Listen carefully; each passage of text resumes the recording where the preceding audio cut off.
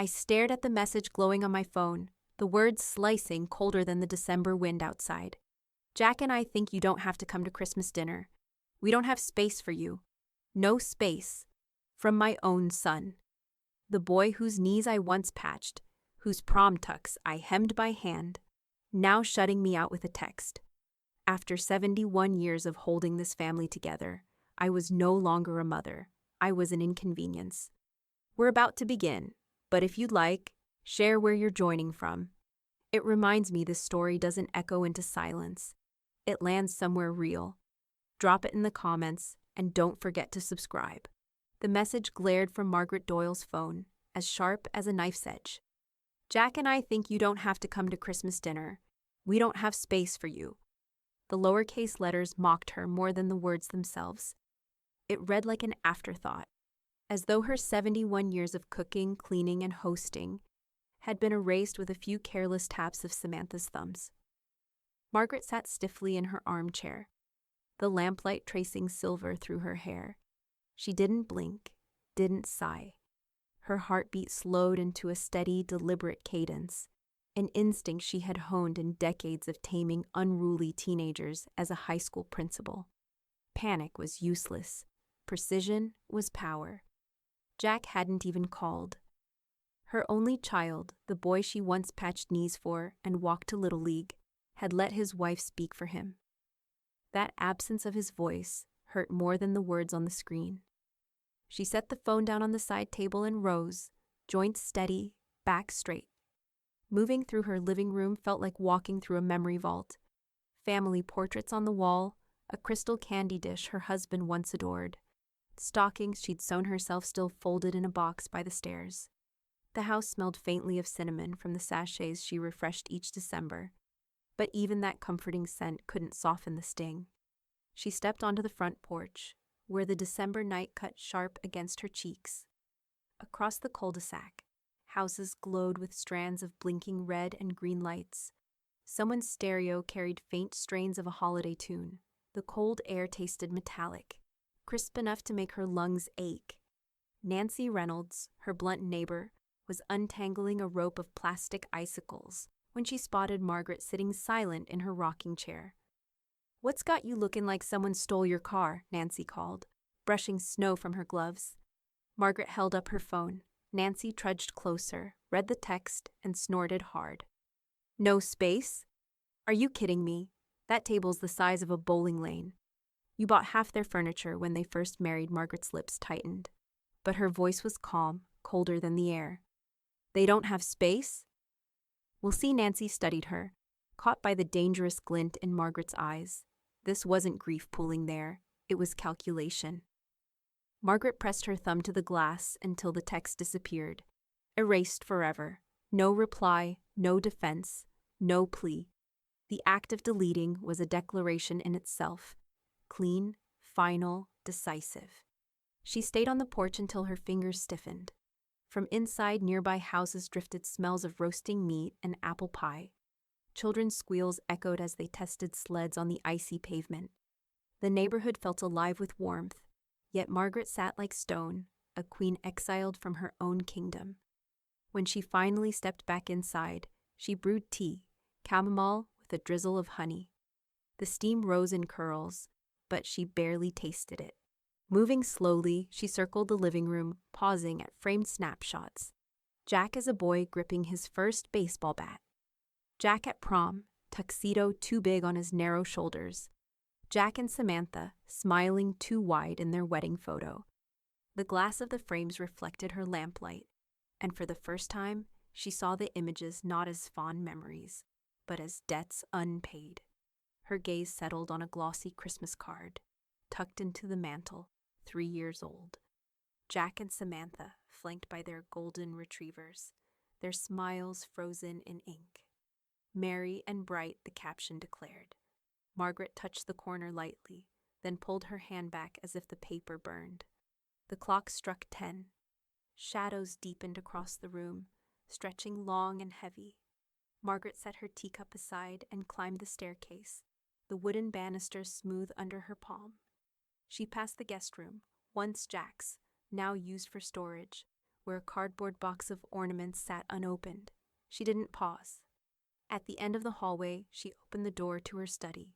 The air inside was cooler, tinged with the faint scent of old paper and furniture polish.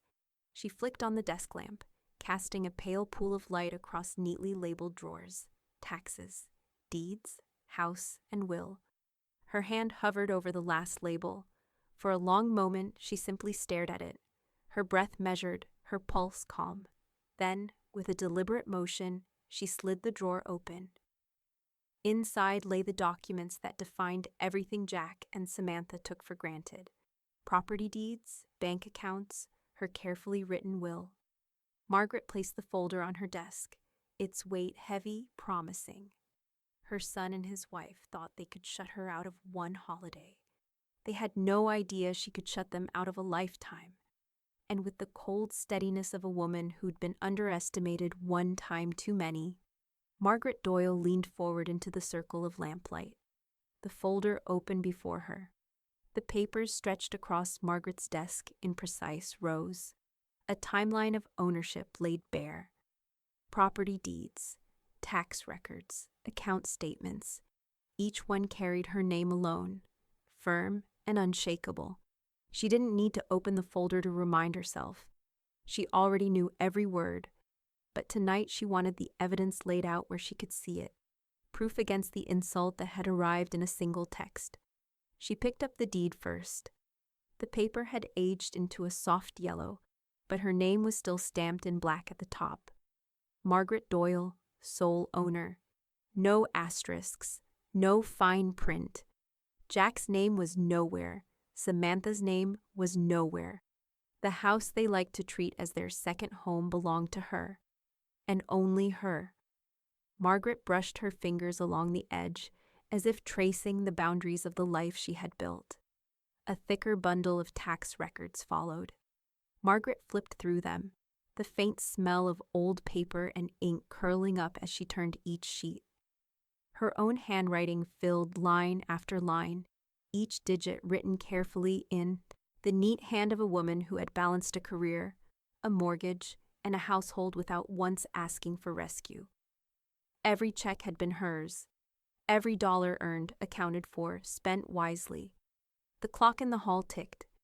Outside, a wind rattled bare branches against the siding, a hollow scrape like fingernails. Margaret stacked the records neatly, her movements exact, her breath steady. A flash of white slipped from between the files and landed on the carpet. She bent, picked it up, and turned it over. Walter Price, attorney at law. Margaret's lips curved faintly.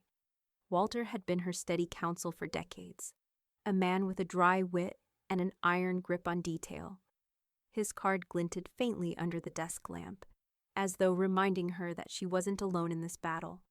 The creak of the porch steps made her glance up. Nancy Reynolds appeared in the doorway, bundled in her oversized coat, her eyes sharp with curiosity. She didn't bother knocking. "You look like a woman building a case," Nancy remarked, nodding at the rows of papers. Margaret didn't deny it. She slid the deed closer for Nancy to see. Nancy leaned in, squinting. "Sole owner. Don't that look sweet?" Her voice dropped, lower and sharper. "And yet they treat you like a guest in your own story." "I don't get it." Margaret refolded the deed carefully, sliding it back into its folder with deliberate care. "They'll understand soon enough," she said softly. Nancy straightened, watching her with that mix of approval and suspicion she often wore. "I believe you," she said finally, "and I wouldn't want to be on the receiving end when you're this quiet." The sound of Margaret's phone buzzing cut through the room. She reached for it, expecting a message from Jack, maybe a belated apology.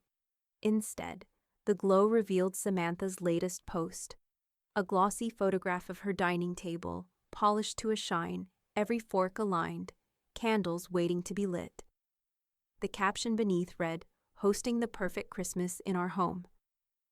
Margaret's jaw tightened. Their home. The same house she had furnished when Samantha couldn't afford a dining set. The same home they now treated like a stage for their carefully curated lives. She didn't react outwardly. She placed the phone back on the desk, face down. as though silencing an insect. Then she reached for her planner, the leather worn smooth with years of habit. Flipping past grocery lists and garden notes, she found a blank square on December 18th. With slow, steady strokes, she wrote, "Appointment, Walter Price. Urgent." She closed the planner, slid it into her purse, and pressed her palm against it. The papers were back in their folder, the card tucked neatly on top, the house silent around her. Samantha thought the caption was a victory lap. Margaret knew it was the first mistake. Walter Price's office smelled faintly of leather and old wood polish, the kind of room where time itself seemed to slow. Sunlight filtered through the blinds, striping the paneled walls in warm bars of gold. Margaret sat across from him, her posture as straight as if she were back behind the principal's desk. She placed her folder neatly on the table between them. Walter, silver hair combed precisely, adjusted his glasses and peered over the rim. His pen tapped against his legal pad, each click deliberate. "You don't book a meeting this quickly unless something lit a fire," he said, voice low and amused. Margaret didn't smile. She slid her phone across the desk. Samantha's message pulled up on the screen. Walter read it once, then again, eyebrows lifting slightly at the bluntness. "Well," he murmured, "that's cold." "It's more than cold," Margaret replied evenly. "It's arrogant. They think they can erase me from a meal and still inherit everything I've built." Her voice held no quiver. "That ends today." Walter leaned back in his chair, pen poised. "So you want to revisit the will?" "Yes." She folded her hands in her lap, her gaze unflinching. Jack and Samantha, no more. The scratching of Walter's pen filled the silence. He flipped open her file, the thick binder of documents he'd kept pristine over the years. He skimmed through the last version of her will, lips pursed. Currently, Jack's the primary heir, with Samantha included by marriage. Standard. Clean Margaret's tone was sharp enough to cut glass. "Standard is for families who remember loyalty," Walter chuckled once under his breath, not unkindly. "You never were one for half measures." He began writing, the pen moving swiftly across the page. "So, assets redirected. Where do you want them to go?" Margaret paused, letting the weight of the moment hang. Outside the office, she could hear the faint hum of traffic, the occasional honk of a horn. Inside, the air was still, as if the world had narrowed to this decision. "An education trust," she said finally. "Scholarships for students who need them. Let strangers benefit before I leave a dime to disrespect." Walter's pen froze for just a second, then resumed. "Education trust in your name. Straightforward, honorable." He glanced up at her, eyes narrowed with curiosity. "And entirely cutting out your son?" "Completely." The word left her lips like a gavel strike. Silence settled again. Margaret's gaze drifted to the shelves behind Walter's desk. Rows of law books, each spine identical, lined with decades of precedent. She thought of Jack's silence, of Samantha's smug caption online. Their absence at Christmas wasn't the injury, it was the symptom. The disease was entitlement, and she was excising it at the root. Walter flipped the file shut and tapped his pen against the cover. "You're aware," he said, tone formal now. "This will cause friction." Margaret met his eyes. "Friction doesn't scare me. Regret does." For the first time, Walter smiled. The thin, sharp curve of his mouth. "I'll draft the amendment. We'll have witnesses sign. It'll hold up airtight." Margaret smoothed the fabric of her coat, steady hands betraying none of the storm beneath her calm. She imagined Jack's face when he realized the safety net he'd taken for granted had vanished. She pictured Samantha's sharp tongue faltering when she learned her perfect home would never be hers to claim. Walter slid the fresh draft across the desk. His pen tapped once more before he set it down. "Margaret Doyle," he said, almost ceremonially, "you've just rewritten your future." She signed without hesitation, the pen gliding smoothly across the paper. Her name looked bold, unshaken, final. Walter gathered the documents into a neat stack, then glanced at her with a question that carried more weight than his tone suggested. Do you want this filed before Christmas? The ink on her new will was barely dry when Margaret picked up the phone again. The call wasn't to Jack, not to Samantha, but to Tina Morales, her property manager, a woman who handled contracts with surgical precision and never wasted words. By the next afternoon, Tina arrived at Margaret's home, her coat dusted with snow, a clipboard tucked firmly under her arm. She moved briskly, her dark hair pulled into a tight bun, her heels clicking against the hardwood floor as Margaret ushered her inside. Straight to business, as always, Tina said, setting her folder on the dining table. She glanced around, noting the careful polish of Margaret's home, the spotless counters, the faint scent of lemon cleaner. So, what's the situation? Margaret gestured toward the living room, the walls lined with framed family photographs. The situation, she said evenly, is that my son and his wife believe this house is already theirs. Tina arched an eyebrow, settling into a chair. Is it? Margaret's answer was steady, her tone as firm as granite. Not anymore. For the next hour, Tina walked her through possibilities. How the house could be placed under managed rental, how revenue could be redirected into her education trust. Every option meant the same thing. The house would never pass into Jack and Samantha's hands. Not after Margaret was gone, not ever. Tina tapped a page with her pen. Smart. They'll never have the keys. Whoever moves in, whether it's tenants or a caretaker, they'll answer to us. Not to them. Margaret leaned back in her chair, eyes steady. That's the idea. The house seemed to listen in silence, its walls catching every word. Margaret could almost feel it approving, the way one might sense a loyal dog lying at their feet. She signed the first document, the pen scratching across the page. The air in the room shifted, as though the house itself had been unhooked from Jack's shadow. Tina slid the papers into her folder, efficient as ever.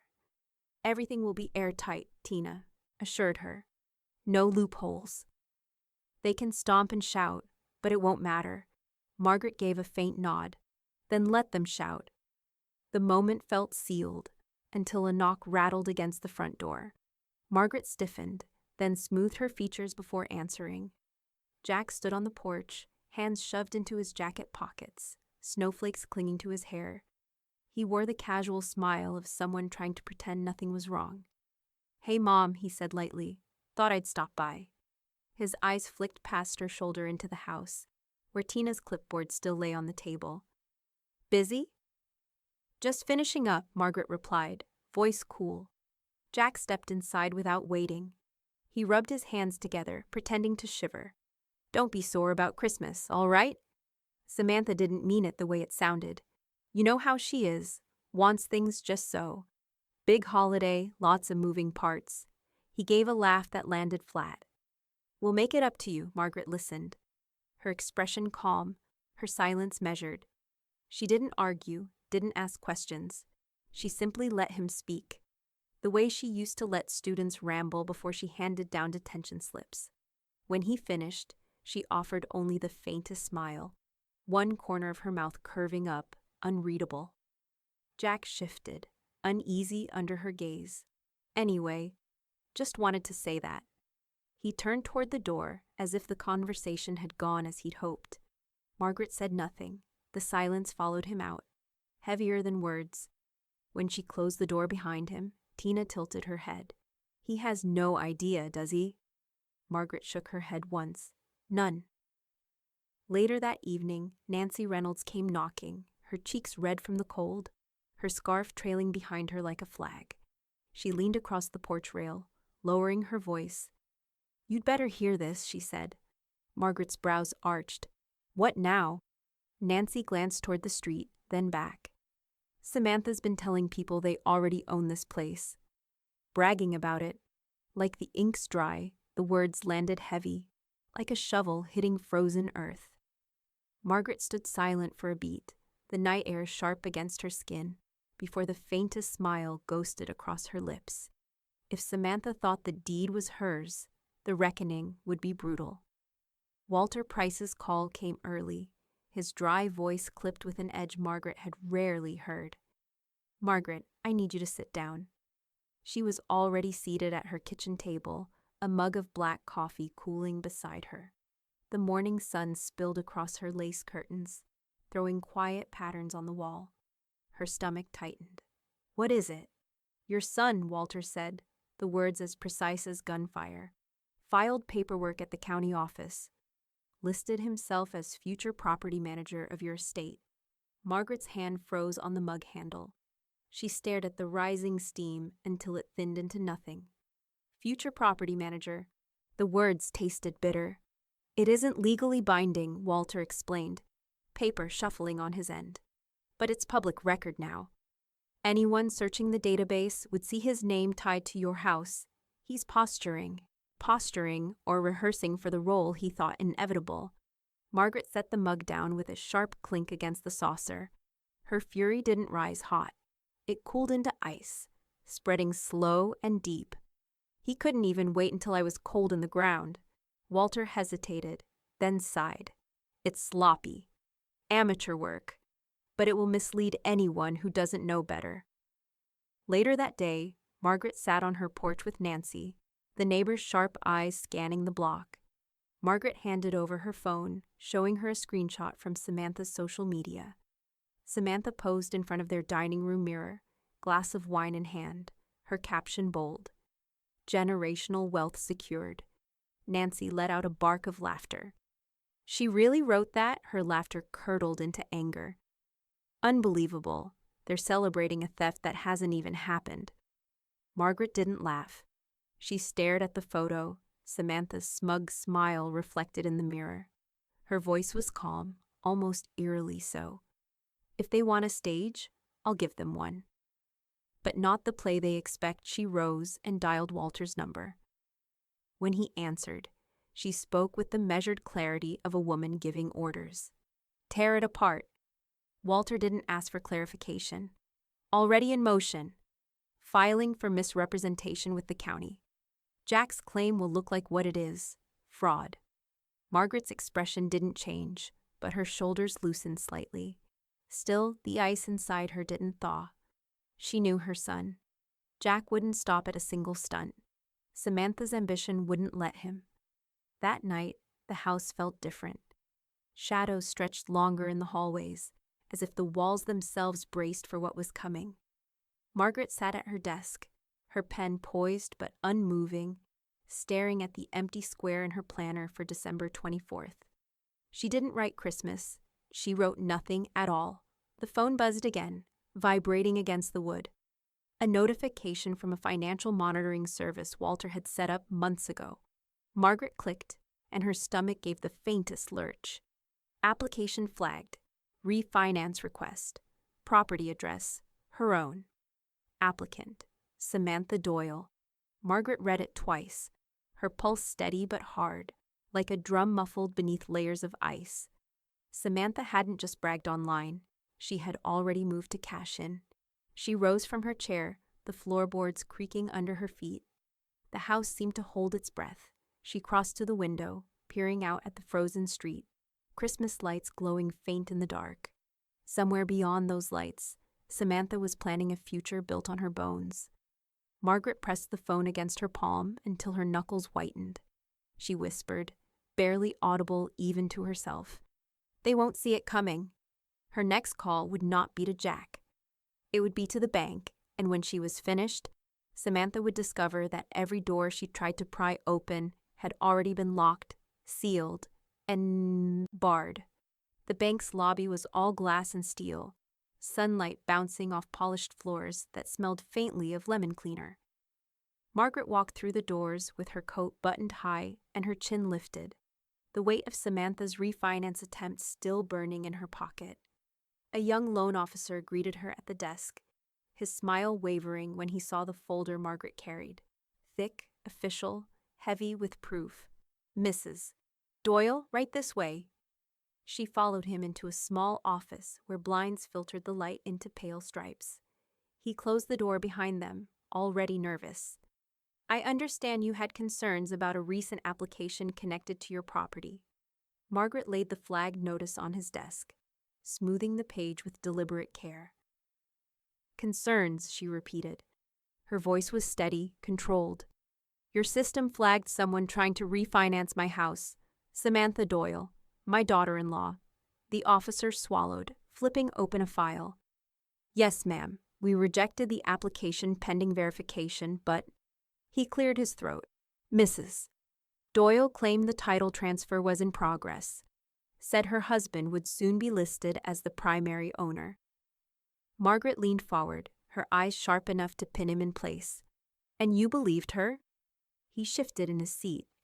Not exactly, but it was enough to trigger a preliminary review. These things sometimes slip through her hand pressed flat against the folder. It won't slip through again. Not here. Not anywhere. She pulled out her deed, sliding it across the desk like a weapon. This name, she said, tapping the page, is the only name attached to that house. If your bank entertains another false claim, I won't just shut it down. I'll make it public. The officer's cheeks flushed. Understood, Mrs. Doyle. He scribbled notes, his pen scratching like claws. I'll lock the account. Flag all credit linked to the property.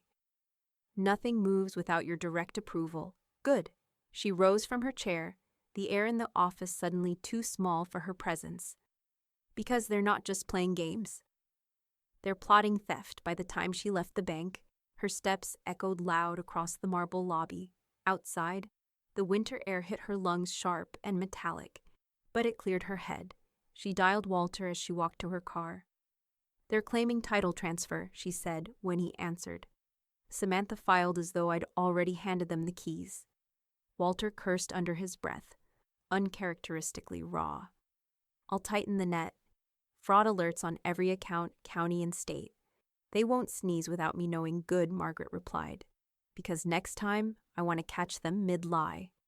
That evening, Nancy dropped by, her scarf pulled tight against the wind. She leaned against Margaret's porch rail, her expression sharp as she lit a cigarette. They want to cash your bricks before… You're cold, she muttered, smoke curling in the air. Like you're just a placeholder instead of the whole damn foundation. Margaret didn't flinch. Then I'll show them what happens when the foundation fights back. Nancy grinned, her teeth flashing in the porch light. Remind me never to get on your bad side. 2 days later, Margaret ran into Samantha at the grocery store. The younger woman was in full performance mode.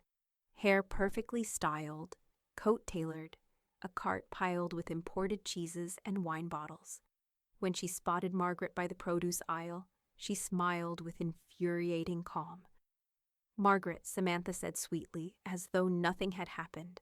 I hear there's been a little confusion. She adjusted a bunch of kale in her cart. That refinance thing, just a misunderstanding. Paperwork got ahead of itself. Margaret studied her, the fluorescent lights casting a pale sheen across Samantha's flawless face. She didn't answer immediately, letting the silence weigh. Then, with a faint smile that revealed nothing, she said, You've always been good at pretending. Samantha's smile faltered, just for a heartbeat. Then she wheeled her cart away, heels clicking sharp against the tile. That night, Margaret sat in her study, the room quiet but charged with purpose. She set up her old camcorder on the tripod, angled it toward her desk, and adjusted the lamp so the light fell clean across her face. She pressed record. Her voice was calm, factual, devastating. My name is Margaret Doyle. This is my house. This is my will. And this is the story of how my son and his wife tried to erase me. The red light blinked steady as she spoke, every word sealing their fate. The red light blinked steady in the dim of Margaret's study, a small eye capturing every syllable she spoke. Papers lay spread across her desk like props in a courtroom. Her deed, her will, Walter's freshly stamped documents. She sat tall in her chair, her voice calm, deliberate, as though she were addressing not the lens, but a jury. My name is Margaret Doyle, she began, tone even. This house is mine. This life is mine. And this is the truth my son and daughter-in-law won't admit. Her words cut through the still air. Behind the camera, Nancy Reynolds sat quietly in the corner, arms folded, her sharp gaze following every movement. The smell of old furniture polish lingered in the room, mixing with the faint hum of the radiator. Margaret continued, each sentence precise, the rhythm of someone who had spent a lifetime commanding classrooms. I was disinvited from Christmas dinner by a text message. They said there was no space for me. That was the beginning. Then came the public boasts, the false paperwork, the attempt to mortgage a house they don't own. Nancy shifted, shaking her head at the words, but stayed silent. A witness to the testimony, Margaret lifted Samantha's post printout. Holding it up to the lens, Samantha's caption glared bold in the photograph. Generational wealth secured. Margaret's hand didn't tremble as she lowered it. That wealth is mine, secured by me, paid for by me, and it will never belong to liars. She allowed the silence to sit, her breath steady, the ticking of the hallway clock faint in the background. Then her voice lowered, sharp with finality. Loyalty weighs more than DNA. Blood alone is not enough. If you mock me, betray me, or treat me as disposable, you are cut out. Permanently. The words hung in the air like a verdict. When she clicked off the camera, the red light died, leaving the room darker than before. Nancy let out a slow whistle. Hell of a performance, Marge. Cold as stone, sharp as glass. You sure they're ready for that? They don't need to be ready, Margaret replied, rising to her feet. They need to be warned. The next day, she brought the tape to Walter's office. He inserted it into a player, fast-forwarded through sections, and nodded slowly as he watched. His expression never shifted, but the faintest smirk touched his lips when she delivered her line about loyalty and DNA. This, Walter said, tapping the edge of the tape, is airtight. We notarize it, attach it to the trust documents, and it becomes part of your estate plan. Anyone tries to contest, the court will hear your voice as if you were standing there. Margaret inclined her head. That's the point. Walter signed the affidavit, his pen scratching across the page. There, he said, sliding it toward her. Now your voice lives in more than memory. It lives in law. Nancy, who had accompanied her, leaned over the desk, eyes narrowing at Walter. You should have seen her, she muttered, like a judge in her own trial. Walter gave Margaret a respectful nod. She doesn't need a bench. She makes her own gavel. By evening, Margaret returned home, the winter twilight turning her windows violet. She placed the notarized copy of her video statement into the house and will drawer. The folder now thicker, heavier, more final than ever before. For the first time in weeks, she exhaled, a breath that left her shoulders lighter. But peace lasted only until the mail arrived the next morning. The envelope was thick, stamped with official lettering. Margaret slid it open with her letter opener, her eyes narrowing as she unfolded the document inside. Summons. Her son and daughter-in-law were contesting her competency. Margaret stood in her foyer, the paper trembling only from the draft that crept under the door. Outside, the neighborhood was alive with holiday music and the smell of pine wreaths. Inside, she gripped the summons, her jaw tightening. Jack and Samantha had chosen their next attack, and she was ready to answer it. The courthouse smelled faintly of floor polish and coffee, a mix of nerves and bureaucracy. Margaret sat at the end of a long oak table in a neutral beige room, sunlight spilling through tall windows. Across from her sat Dr. Ellis, a licensed neuropsychologist with wire-rimmed glasses and a stack of tests. Mrs. Doyle, he said gently, we're going to walk through some exercises. Take your time. Margaret folded her hands on the table, her spine straight, her voice steady. I've been tested my whole life. This won't be any different. He handed her a series of word associations. She answered without hesitation, her tone clipped but confident. Numbers followed, reciting backward sequences, solving calculations in her head. Each response came clean, precise, as though she had been waiting for this moment. By the time they moved on to memory recall, Margaret could see Dr. Ellis trying to hide his surprise. Name as many animals as you can in 1 minute, he prompted. Margaret listed 22 without pause, her rhythm steady, her diction sharp. He nodded, impressed. Most people struggle to hit 15. She allowed herself a faint smile. I used to run a high school. If you can't think on your feet, you don't last. When the evaluation ended, Ellis stacked the papers neatly, his expression professional but tinged with admiration. Nearly flawless, Mrs. Doyle. In fact, above average for your age. If your son and daughter-in-law think you're incompetent, they'll be disappointed. Margaret rose from her chair, smoothing her coat.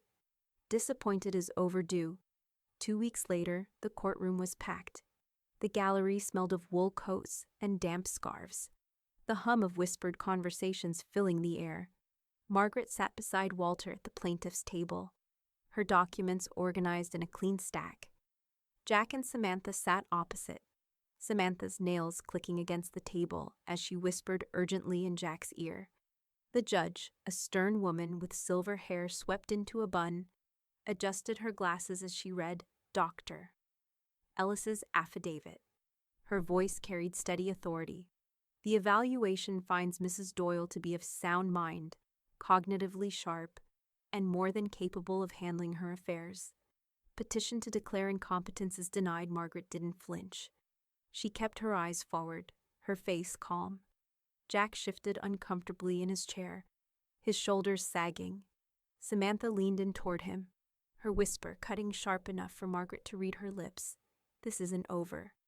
Walter slid the affidavit back into Margaret's folder, his pen tapping once against the table before he leaned closer. Clean victory, he murmured. They tried to paint you fragile. Now you're ironclad. Margaret tilted her chin, her composure steady. She didn't need to gloat. The court had spoken for her.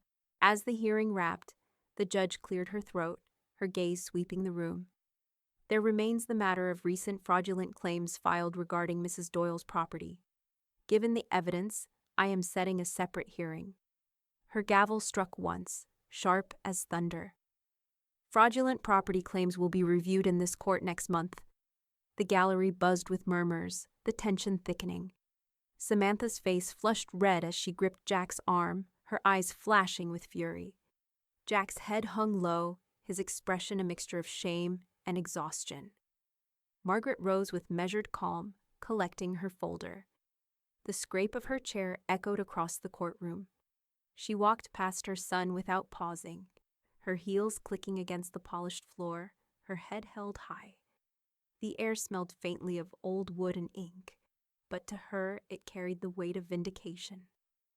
Nancy waited outside in the corridor, leaning against the wall with her arms crossed. You looked like a queen in there, she said with a grin.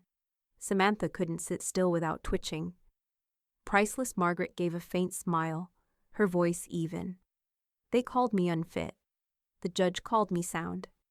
She adjusted her coat, her composure unshaken. Now they'll face what they've actually done. As she stepped out into the winter cold, the courthouse doors heavy behind her, the words of the judge rang in her ears. Fraudulent property claims will be reviewed. The battle wasn't finished.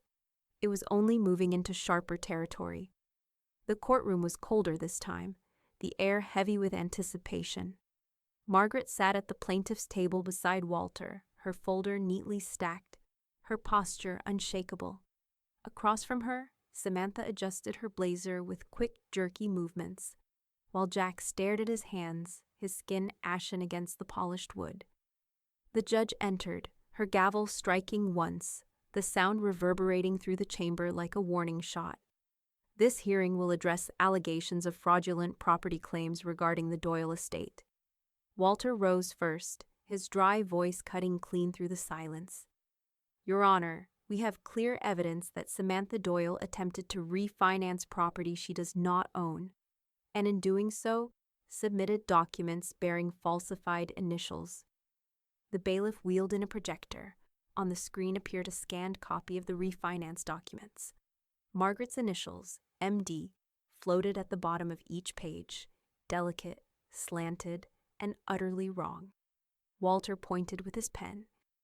Mrs.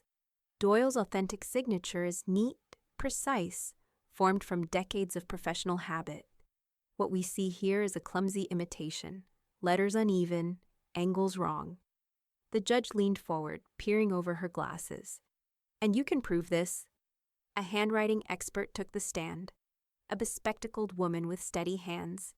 She placed 2 sheets side by side, Margaret's real signature on her deed, and the forged initials from the refinance attempt. These are not the same hand, she declared. Pressure points differ, strokes inconsistent. One belongs to a practiced writer, the other to a forger. The murmurs in the gallery rose like a tide. Samantha's jaw clenched, her manicured nails tapping furiously against the table. Jack sank deeper into his chair, pale and silent. Walter kept his composure. He flipped a page in his notes. Further, the timeline reveals a pattern. The disinheritance was filed legally on December 15th. 2 days later, the refinancing application appeared, submitted under the assumption that title transfer was underway. This was not confusion, Your Honor. This was strategy. Samantha shot to her feet. That's a lie, her voice rang shrill in the chamber. I didn't forge anything. It was... She stopped, glancing at Jack, but he avoided her gaze. The judge's gavel cracked the air. Sit down, Mrs. Doyle.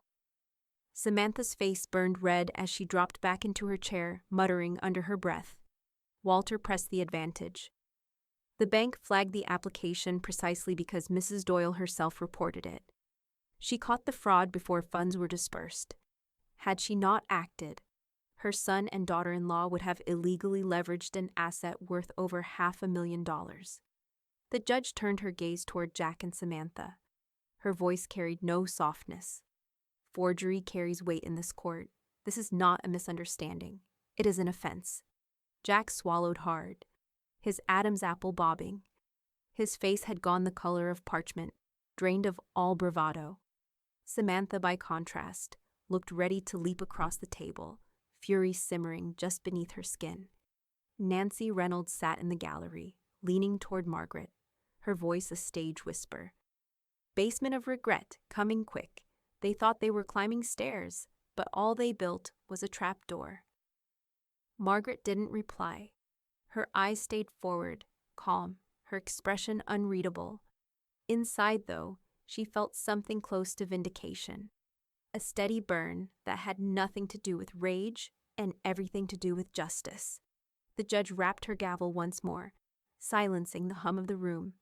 This court finds sufficient evidence of fraudulent activity regarding the Doyle estate. Restitution hearings will be scheduled to determine damages and penalties. Her gaze sharpened. And let me make one matter clear. If further evidence of forgery emerges, criminal charges may follow. The words hung heavy, final, undeniable. Jack's shoulders slumped as though the sentence had already been passed. Samantha glared across the aisle, her fury focused like a blade on Margaret, but it no longer mattered. Margaret rose, gathering her folder, the faint scrape of her chair echoing in the hushed chamber. She adjusted her coat, her movements unhurried.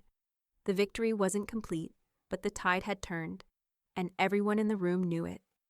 As she stepped into the corridor, the winter light streaming through high windows, Walter leaned close. Restitution hearing next month. We'll have them by the throat. Margaret's chin lifted. Not just by the throat, she murmured. By their own hand. The gavel cracked through the hushed courtroom, the sound ringing like a final nail hammered into wood. The judge's voice carried no sympathy, only authority. Jack and Samantha Doyle are ordered to repay damages and fees, totaling $42,000 to Mrs. Margaret Doyle. Restitution is to begin immediately. This court is adjourned. Gasps rippled across the gallery. Jack slumped, his tie loosened, his skin the color of chalk. Samantha, however, shot to her feet. Her heels struck the marble with rapid clicks as she stormed toward the exit, her voice rising above the room. This is a joke. You can't ruin people's lives over paperwork. Jack trailed behind her like a shadow, shoulders rounded, his steps dragging. The courtroom doors banged shut behind them, the echo long and hollow. Margaret didn't move right away. She gathered her folder with measured calm, her movements smooth, deliberate. Her expression was serene, almost detached, as though the judgment had been inevitable all along. Walter leaned closer, his dry humor sharpening into something darker. They just lost their holiday, their house, and their cash. That's a triple blow most people don't recover from. He tapped the papers once with his pen, sealing the thought. Outside the courthouse, the December air bit cold, sharp against Margaret's cheeks. The crowd had thinned, leaving only Nancy waiting on the steps with her arms crossed, her scarf flapping in the wind. She held up a plastic container, grinning. "Brought you cookies." "Thought you'd want something sweet after watching them choke on bitter." Margaret accepted them with a faint smile. "You're relentless. That's why we get along," Nancy said. She tilted her head toward the courthouse doors. "Did you see her face?" Samantha looked ready to claw the paint off the walls. Walter chuckled under his breath. "If expressions were evidence, we'd have had a conviction months ago." Later that week, Tina Morales arrived at Margaret's house with her laptop bag and a stack of updated forms. She set them on the dining table with brisk efficiency, the faint scent of coffee following her. "All property files are updated," Tina reported. "Permanent exclusion clauses are in place. Even if they tried to sneak in later, the system will flag their names immediately." Margaret nodded, the fire from the fireplace crackling behind her, the smell of wood smoke curling into the room. "I want no room for error." "There isn't," Tina assured her, clicking through the digital files. "Your house is locked down tighter than a vault." When Tina left, Margaret sat in her quiet home, the flames flickering orange against the glass, Nancy's cookies cooling on the counter. For the first time in weeks, peace threaded through the air, thin, fragile, but real.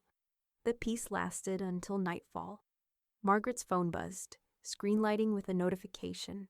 She picked it up, her eyes narrowing at the headline splashed across Samantha's latest post. "Some people would rather see families suffer than share love. Bitter and broke, that's all she is now." Attached was a glossy photo of Samantha, smiling wide, wine glass in hand, as though the courtroom had never happened. The comments below filled quickly, a mix of sympathy from her dwindling circle of friends and skepticism from neighbors who had followed the story in whispers. Margaret set the phone down, her fingers curling around the arm of her chair. She could smell the faint sweetness of Nancy's cookies still lingering in the kitchen, but the taste in her mouth had turned metallic. Samantha hadn't learned. Not from the judgment, not from the restitution. And if she thought this fight was finished, she had underestimated the resolve of the woman she had tried to erase. Margaret gazed at the fire, her reflection wavering in the glass, steady and unbroken. The real war wasn't in the courtroom anymore. It was in the court of public opinion. And she was about to speak louder than Samantha ever imagined. Samantha's post calling her bitter and broke had barely finished making its rounds when Walter called. His voice was as dry as the crackle of paper.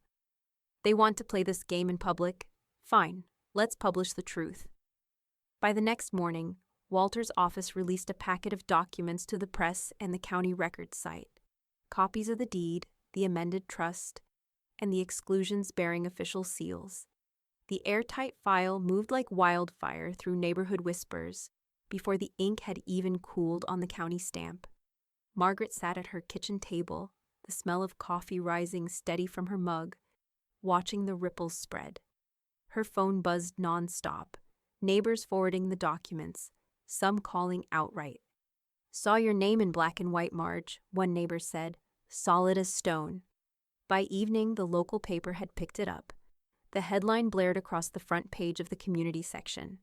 "Retired educator protects estate, excludes family after fraud claims." Margaret's photo, taken years earlier at a school board event, accompanied the article. Her chin was lifted, her eyes sharp, the image of a woman no one could dismiss. Nancy Reynolds knocked on the door that night with 2 glasses and a half-empty bottle of red wine. She dropped into a chair across from Margaret, her laughter ringing through the kitchen. Well, you just went public, my friend. They tried to paint you bitter, and the paper painted you brilliant. Margaret sipped her coffee, calm, steady. The truth doesn't need spin, just daylight. Meanwhile, Samantha's social media feed soured. Where her posts once drew streams of heart emojis and compliments, they now collected silence. One by one, her friends unfollowed or left sharp comments. Did you really forge documents? Not classy, Samantha. This isn't a good look. Samantha responded with defensive captions, her tone growing shriller, her photos more desperate. But the silence around her was louder than anything she wrote. Jack, however, chose a different route. Late one evening, Margaret's phone buzzed with his name. The message was short, pitiful in its simplicity. We can fix this. Margaret read it once, her thumb hovering over the screen. She imagined him sitting in some half-dark room, typing those words with hope, guilt, or both. But she didn't reply. She set the phone face down, the message left unanswered. The next day, Walter stopped by with fresh copies of the paper, his coat smelling faintly of rain. He placed the headline on her kitchen counter, tapping it with one long finger. This is the kind of exposure that sticks.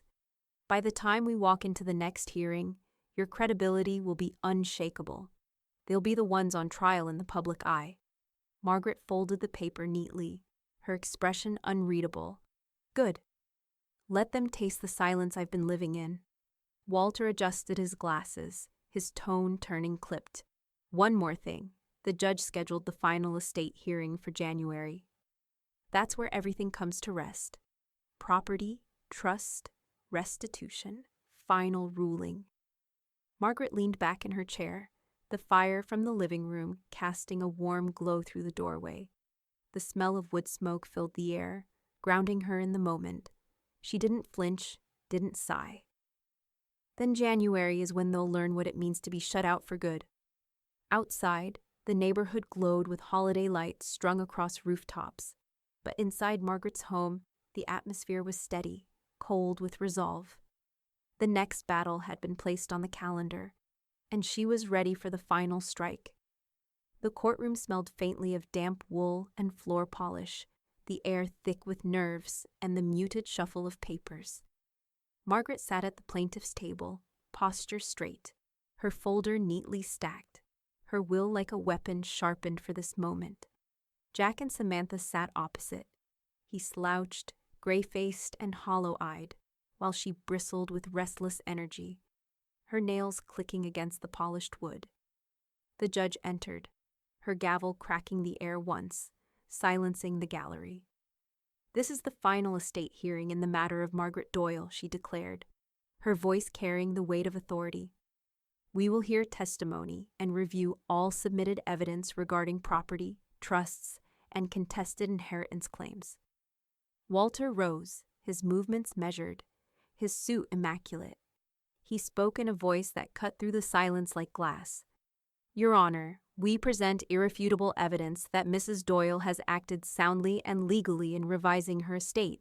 We submit proof of fraudulent claims filed by the opposing party, and we attach a notarized video will that makes her intentions unmistakable. The bailiff dimmed the lights.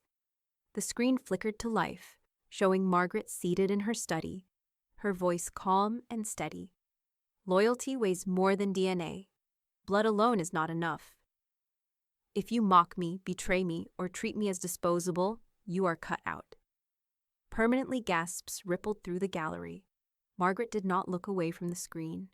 She watched herself with the same composure she carried now, her face a mirror of resolve. Samantha shot to her feet, her voice slicing through the tension. This is manipulation. She doesn't know what she's saying. She's been... Sit down, Mrs. Doyle. The judge's voice cracked like thunder, the gavel following hard against wood. The room stilled again. Walter pressed on, sliding documents across the bench. The deed remains in Mrs. Doyle's name alone. The trust amendments exclude Jack Doyle and Samantha Doyle, filed legally and notarized. Fraudulent refinancing attempts were submitted under Samantha Doyle's name, with forged initials. Bank testimony and handwriting experts confirm this. The judge reviewed each page, her expression unyielding. Jack slumped lower, his shoulders folding inward as though the weight of the evidence pressed him into the chair. His lips barely moved, but Margaret caught the faint murmur, "We shouldn't have—" His voice trailed off, swallowed by the silence of the room. The judge set the papers down with finality. "The evidence is clear. The property remains under Margaret Doyle's sole ownership. The trust is upheld as filed. The fraudulent claims are dismissed with prejudice. Restitution, as previously ordered, will stand." She struck her gavel once, the sound sharp as a gunshot. "This court upholds full exclusion of Jack Doyle and Samantha Doyle from the estate." The gallery buzzed with murmurs, like bees stirred from a hive. Margaret inhaled slowly, the air cool and grounding in her lungs. Relief didn't rush in like a wave. It settled instead like a quiet stone, heavy but steady. Samantha's chair scraped loudly against the floor as she pushed to her feet again. Her face flushed, her mouth tight with rage. She turned on Jack, her voice low but vicious enough to carry to Margaret's ears. "You lost us everything?" Jack stared at her, hollow, as though already emptied of fight. His shoulders sagged, his eyes fixed on the floor. Margaret rose, smoothing her coat with calm hands. She didn't look at them as she walked past, her heels striking the polished floor in steady rhythm. She didn't need to. Their collapse was no longer her concern. Outside, the air was crisp, biting at her skin as she stepped into the gray winter light. Nancy waited near the steps, her scarf blowing like a banner in the wind. "You looked like stone in there," she said, eyes shining. "Not even the gavel could shake you." Margaret allowed herself the faintest nod. "Because the truth doesn't shake."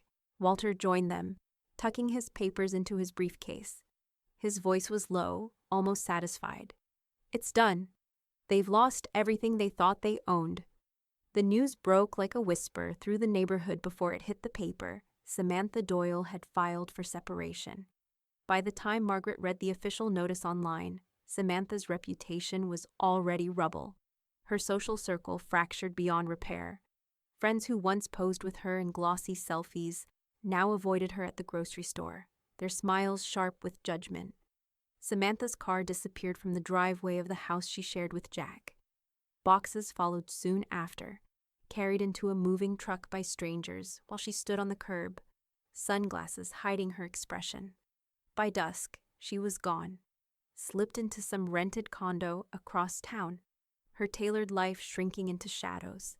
Jack remained, but the house looked like it was swallowing him whole. Curtains drawn, yard neglected, lights off except for the faint glow of a television flickering deep inside. Debt collectors began calling. Court-ordered restitution weighed on his shoulders like chains. He'd lost his wife, his inheritance, and his standing, and now the bills came knocking louder than his pride could bear. Within weeks, he left the house behind too. Margaret heard about it from Nancy, who caught sight of him one night hauling a mattress into a dingy apartment complex near the highway. "Looked like a ghost carrying his own coffin," Nancy reported, her voice low but tinged with grim satisfaction. Margaret drove by once, just to see for herself. The building was dull brick, the windows streaked from years of rain, but what caught her eye was a sad string of Christmas lights dangling from Jack's balcony. Half the bulbs were burnt out, the other half flickered weakly, casting a broken glow on the concrete below. Her heart didn't twist, not anymore. Days later, her phone buzzed with a message from him. Just 6 words. "Can I come over, Mom?" Margaret stared at the screen, her reflection faint in the glass. No apology, no acknowledgement of the betrayal. Just a plea stripped down to survival. She didn't reply. With one swipe, she deleted it. The silence that followed was heavier than any answer she could have sent. Nancy was in the kitchen when Margaret told her. She dropped her spoon into the sugar bowl, snorting. "Can he come over? To what? Raid your fridge? Sleep in a bed he doesn't own?" She shook her head, her scarf trailing as she paced. "No room at his table now, Marge." He said it, he cleared it, and now he's sitting alone with scraps. Margaret poured herself tea, the steam rising fragrant and warm. Some lessons have to be learned cold, she said simply. Christmas passed without a word from Jack or Samantha. Margaret spent the day quietly with Nancy and Tina, the fire glowing, laughter curling through the house like a balm. The absence of family no longer felt like loss. It felt like cleansing. But as the new year edged closer, the story refused to die. The phone rang one crisp afternoon, the voice on the other end brisk and professional. Mrs. Doyle? This is Claire Henson, features reporter for the Chronicle. We'd like to run a piece for our New Year's issue on you, on how you protected your estate, defended your home, and stood your ground. Your case has stirred interest beyond this county. Margaret set her teacup down, the porcelain clicking softly against the saucer. Outside her window, the neighborhood shimmered with the last of the season's lights, the smell of pine still fresh in the air. She considered the reporter's request, weighing the shape of her own story told not just as defense, but as declaration. Tell me, Margaret said, her tone calm but edged with iron. How much space do you plan to give me on the page? The newspaper hit doorsteps with a thud that winter morning, ink still fresh enough to smudge. Margaret's face looked back at her from the front of the Chronicle's weekend edition, calm, composed, sitting at her study desk with the lamp glowing behind her. The headline stretched bold across the fold. Matriarch cuts out son, defends estate. Margaret set the paper on her kitchen table, the faint smell of newsprint filling the air. She sipped her tea, unhurried, watching the words settle into permanence. What Jack and Samantha had tried to twist in whispers was now written in black and white. By noon, neighbors began stopping by. Nancy arrived first, waving her copy of the paper like a trophy. Look at you, front page and all. They wanted you silent, but now you're louder than church bells. She leaned across the counter, her scarf brushing sugar crumbs from the plate. Everyone on the street's talking, Marge. And it's not about them anymore. It's about you. Others followed. A retired couple from 3 houses down knocked to say, strongest thing we've read in years. A young mother pushed a stroller past and called out, you showed them none of us are invisible. The praise came not with pity, but with admiration, the kind that sticks. Meanwhile, Jack avoided the grocery store altogether. His absence was louder than his presence had ever been. People whispered about him ducking behind aisles or sending delivery orders instead of facing the stairs. Samantha's downfall was sharper, swifter. Her once bustling social feeds fell silent. The women who used to brunch with her unfollowed in clusters. Invitations vanished. Photos of her smiling in sequined dresses disappeared one by one, as though she were erasing herself before others could. Margaret didn't gloat. She didn't need to. She sat on her porch most afternoons, wrapped in her shawl, sipping tea from her favorite china cup. The world outside smelled faintly of smoke from chimneys, the cold air carrying it like a memory. She'd listen to the faint hum of cars passing, the crunch of boots on frozen pavement, and feel something she hadn't in weeks. Stillness. Nancy often joined her, plopping into the rocking chair with the ease of someone who had never needed an invitation. You noticed, she asked one afternoon, blowing into her mug. Whole street looks at you different now. Like you're bulletproof. Margaret gave a faint smile. Bulletproof isn't the goal. Clear-eyed as Walter stopped by once with an extra copy of the article folded under his arm. He placed it on her porch table, tapping the headline. Public opinions shifted. They can't spin this back, Margaret. You're not just defending your estate. You're defining it. The days moved quietly, each one pressing Jack and Samantha further into obscurity, while Margaret's name settled stronger into the fabric of her neighborhood. She didn't chase it. She simply let the truth sit where everyone could see. The reporter who had first called returned for a follow-up interview. Claire Henson stood on the porch with a notebook in hand. Her coat zipped against the biting wind. She asked, about the process, about the betrayal, about the trust. Margaret answered each question with the same calm clarity she'd carried in court. Then Claire paused, pen hovering. One more thing, she said softly. How do you feel about Christmas now? The question hung in the frosty air, sharper than any gavel. Margaret's tea steamed faintly beside her, the porcelain cup warm against her fingers. She looked past Claire toward the neighborhood where holiday lights still twinkled faint but fading, and she considered carefully what truth was worth printing next. The morning of Christmas dawned pale and quiet, frost feathering across the windows like lace. Margaret moved through her house with unhurried grace, the smell of cinnamon rolls warming in the oven, mixing with the faint scent of pine from the tree in the corner.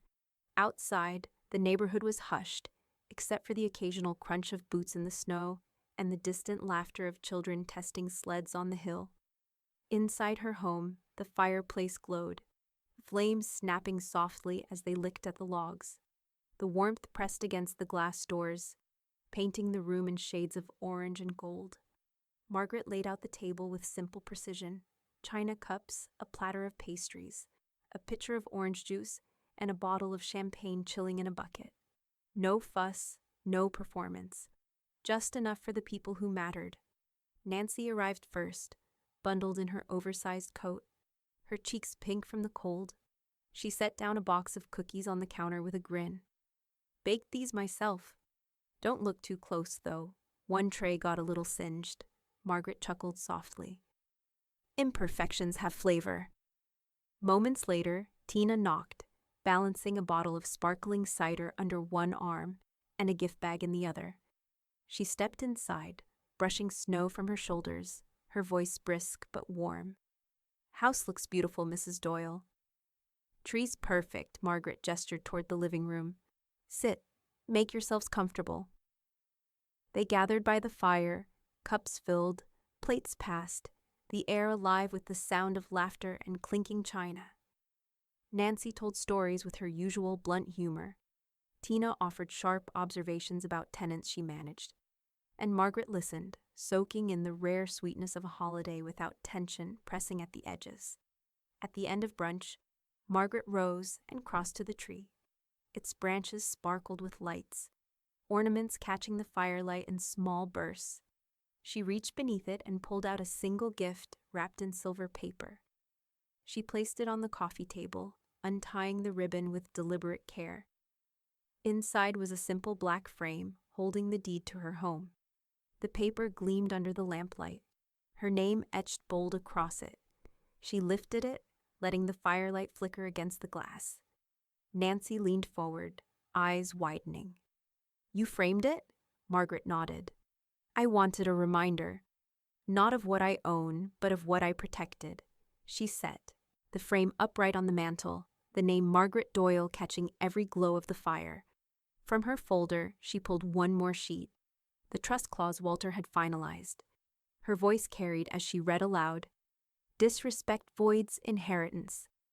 Any heir who diminishes, exploits, or dishonors the grantor shall be disqualified in full. The words filled the room, clear and sharp. Tina smiled, her professional eye catching the power in the phrasing. That's ironclad. Poetry, even Nancy raised her glass, to voiding disrespect. They toasted, the glasses chiming in the firelight, laughter rolling warm and easy. By late afternoon, neighbors began to stop by. Some brought tins of fudge, others plates of cookies wrapped in foil. Each one offered a kind word, a pat on the shoulder, a whispered, "You did the right thing." The house, once heavy with silence, now brimmed with voices that carried no judgment, only respect.